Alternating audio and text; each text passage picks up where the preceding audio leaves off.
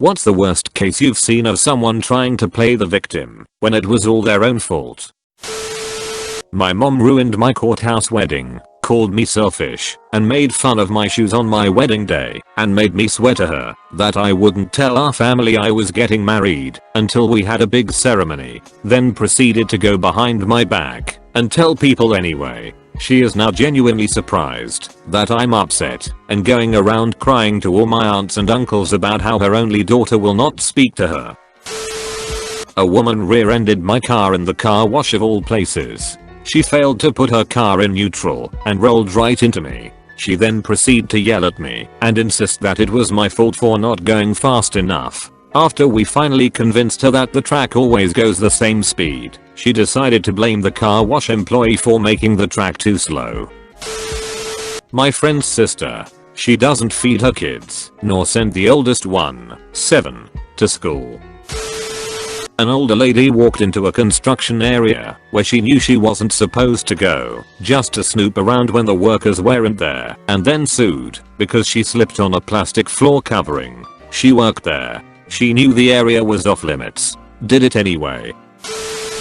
Sometimes my children ask me why they've met my mother but never met my father. I tell them he died a long time ago when I was a kid. In reality, my dad used to be an abusive drunk, and my mother had to kick him out because he used to beat on us kids. We used to spend weekends at his new house, but around the time I turned 10 he told my mother to stop dropping us off and gave her a shoebox full of all the pictures he had of us. We tried calling him on holidays every now and again, but he finally just told us to stop contacting him altogether. Last year my mother passed away, and he decided to reach out to me and expressed he had changed and wanted to make things up to me. I told him it was okay. I filled him in on how I was doing in life and sent him pictures of my children.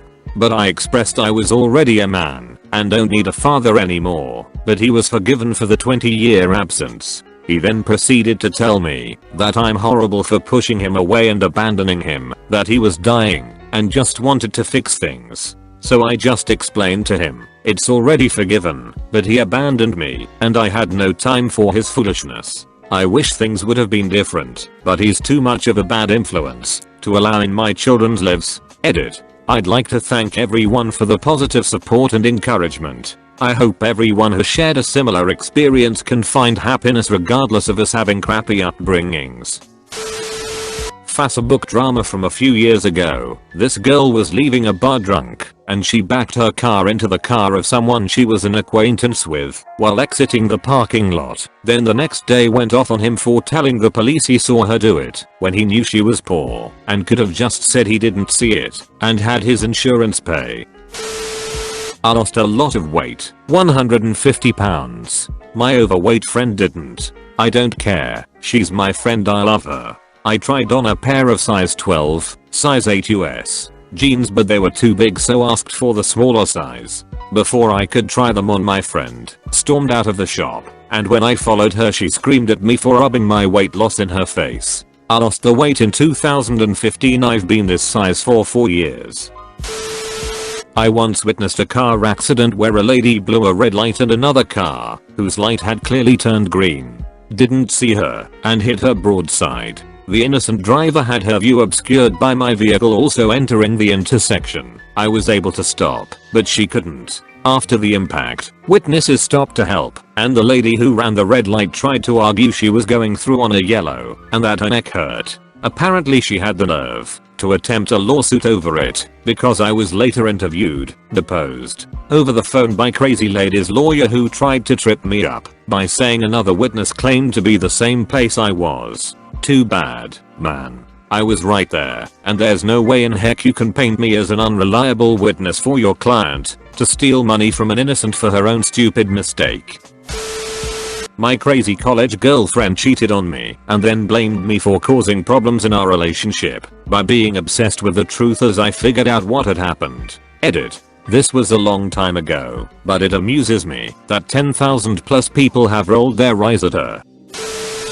This guy got upset saying we were always talking about him behind his back. He would creep up to the door in our apartment and stand there listening to our conversations. Of course we would talk about him. He owed two of us over $600 and refused to pay it. And then we were the bad people because we would talk about it in our own apartment, not knowing he is creeping around the door. My best friend's ex-girlfriend.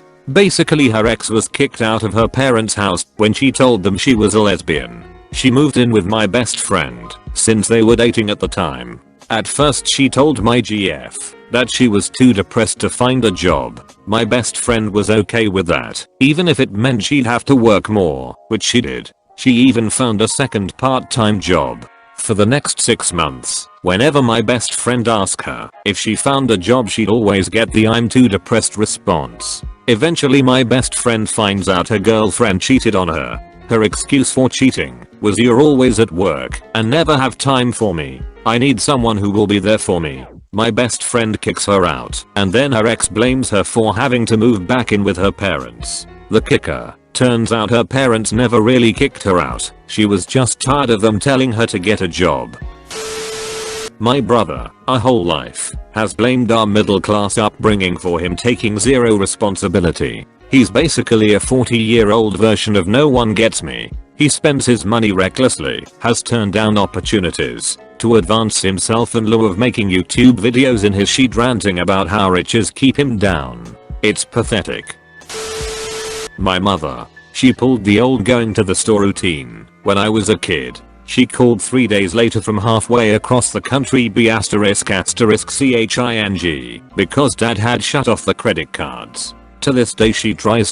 ***************************************************************************************************************************************************************************************************************** The bad guy for her failed attempt at abandoning her family. They divorced shortly after, and I stayed with dad.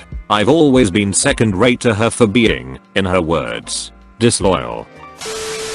My fiance's manager tried to strong-arm her into staying at her current job instead of taking one that won't destroy her mental health, then cried about how no one at work likes her.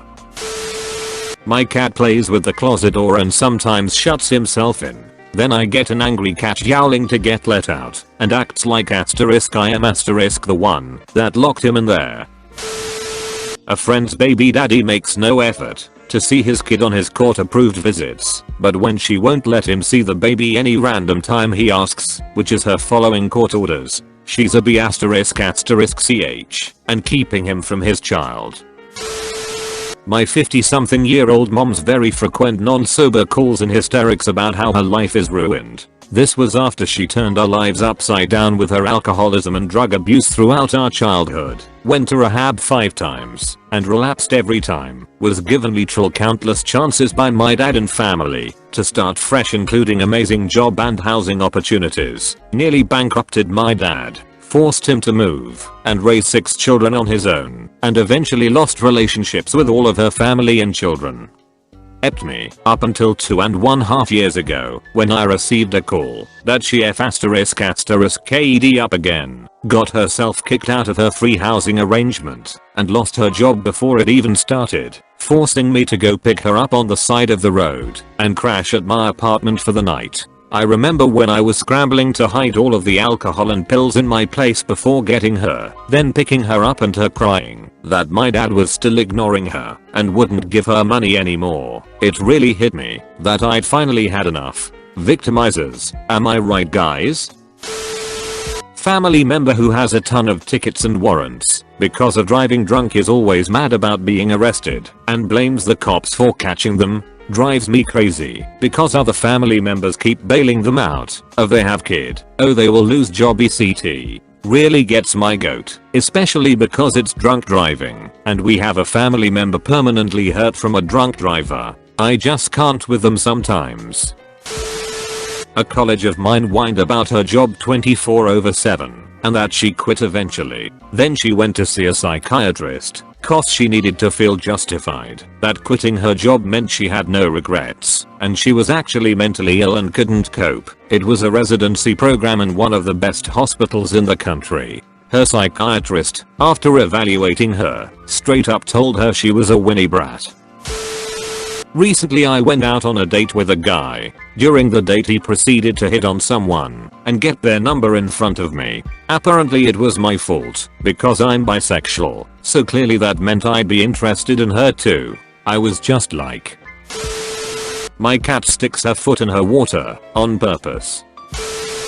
Not the worst case I've had experience with, but when I kicked my abusive ex out of my house, he started playing the homeless victim card bad. Understand, when I kicked him out, it had been 10 months after we broke up. He strong-armed me into letting him live with me when I got a better place, and he got kicked out of his friend's house. I was the only one working. He refused to watch our child while I was at work. He would get aggressive and violent if I even talked to another guy, and there were multiple cases of my best friend and only ally would have to basically kidnap me to get me away from him and keep me safe. Yeah, it was all just a ***KD up mess, but he started telling everyone I was this crazy horrible person, how I kept him from seeing our daughter, and how I was being a ***CH because I was jealous. 4 years afterwards, everyone believed him, and I lost every friend I had. Thankfully, this story got a happy ending. It's been years since this happened, and now I'm in a healthy, happy, and safe environment. I met and married an amazing human being who held my hand and had my back when I started going to therapy to heal the wounds that were left, and is the father of my youngest. My daughter is now 9 and is an amazingly sweet and strong girl, and I have an amazing group of friends who are the best support team no could ask for. Guy breaking up with me to be with another girl, then expecting me to sympathize with his hurt. No. You spat me out like gum. I'm calling you out. Don't claim you don't deserve it. I don't talk to him anymore. I should mention, he tried to get my current boyfriend to break up with me by saying I was a emotional water balloon, as well as pointing out my weight. The girl he left me for is just as heavy as me. Ex-husband never got a job until I literally got him one. When I got out of the military, he wanted to move to a particular town he used to live and work in, despite his current employment and me getting a really good job offer as a civilian on base. We agreed that he'd get his prior job back. He assured me he was cool with the manager, and I'd use my GI Bill to finish school and raise a son, since I'd missed his first steps being in the military. 10 months later, I've had to get a job and run through my savings, and I'd find out from one of my best friends, who ex-husband had worked with at the job he was assured to get, that my ex knew the manager didn't work there anymore and wasn't going to get his old job back. So I'd given up a good paying job for a ***TTY1, used up my savings, etc. I told my ex that I wanted a divorce in November after he forgot my birthday and moved out mid-December. Mind you, I'd paid out my lease until it ran out at the end of January on the condition that he mind our dogs, because I couldn't afford both apartments and a pet deposit. All I said when I left was I wanted him to get a job and be a dad. Those were literally the only 2 conditions I ever put on us working things out. In a hoe, get the dogs back, and they are malnourished, and ex had told everyone that I was an evil ***CH for leaving him high and dry. This was in 2013ish, and eventually every one of his friends has kicked him out for not getting a job. He does have a job now, and likes to brag about things he and his girlfriend do and buy. I'm not mad at his girlfriend, but I feel sorry for her, because I know for a fact he cheated on her multiple times, and for the first few years of their relationship he chose her over our child. As in, he disappeared for 2 years, and blamed me for that as well, when I begged him over and over to be a dad. So when he says I'm a ***CH and only see him as a source of child support, he's not wrong. Cheaters on r/rant or r/chest. I'm so torn between these 2 men. Woe is me. Happens repeatedly. One guy victimized himself for catfishing. Claimed it was totally harmless. I believe he was just trying to prove to himself that he isn't a terrible person. This girl who was in my school made a hate account against herself and got super pissed if anyone insinuated SP it was her. She'd say S***T like maybe this person is right, when one caption was the world would be a better place without this ***CH etc. I'm a nurse. The nurse I gave shift report to was later seen in a contact isolation room without a gown or gloves on. She claimed she had no idea because I did not tell her in report that it was an isolation room and she needed to wear isolation gowns. I was called and woken up and yelled at by my boss because the other nurse was in the room. Not me. Her. So I got in trouble and was told to think of her kids. She has 2 little kids at home who you could have contaminated by not telling her to put gowns on. There is literally a giant colorful poster in front of every isolation room that tells you to put a gown on before going in. Like you have to push this poster out of the way to even go into the room. If that's not the biggest bulls asterisk asterisk T point the finger, then I don't know what is. And that was the moment I learned I couldn't trust my boss because she was the head of that clique. My rapist saying he has PTSD from raping me. Obligatory. Edit. Thank you all for your support, for sharing your stories with me, and super shout out to the person who gave me my first gold. I'm humbled and honored. If you've been raped and need to process what happened, your aftermath, or whatever you're going through, just know you're not alone. You don't need to suffer in silence. Please PM me and we'll heal together. Make sure to like and subscribe for more daily content. Thanks for watching.